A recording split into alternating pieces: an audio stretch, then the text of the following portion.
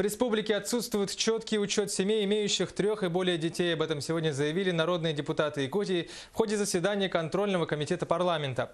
Обсуждалось исполнение в Якутии закона республики о внесении изменений в земельный кодекс, в частности, о предоставлении многодетным семьям земельных участков. Обо всем подробнее наш корреспондент Виталий Абрамов. В ходе проводимых контрольных мероприятий в органы госвласти были направлены запросы о реализации изменений Земельного кодекса республики. На депутатский запрос ответы были представлены всеми муниципалитетами республики, кроме Абыйского и Татинского улуса. Из представленных материалов членами контрольной комиссии выявлено расхождение данных органов власти по количеству многодетных семей и объемами реализованного ими права на бесплатное получение земельных участков. Из этого рабочая группа делает вывод, что в республике отсутствует четкий учет граждан, семей, имеющих 3 и более детей.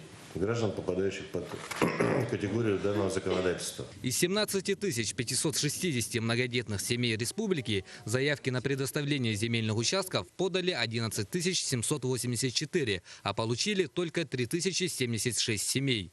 По мнению комиссии, это показывает, что органами власти не установлен единый порядок принятия подзаконных нормативных актов, а также что в ряде населенных пунктов часть многодетных семей не заинтересована в реализации своих прав на местах и формировании тенденций миграции сельского населения в центры районов. Более того, ряд нормативных актов не учитывает внесенное законом Республики Саха-Якутия изменения в Земельный кодекс Республики Саха-Якутия.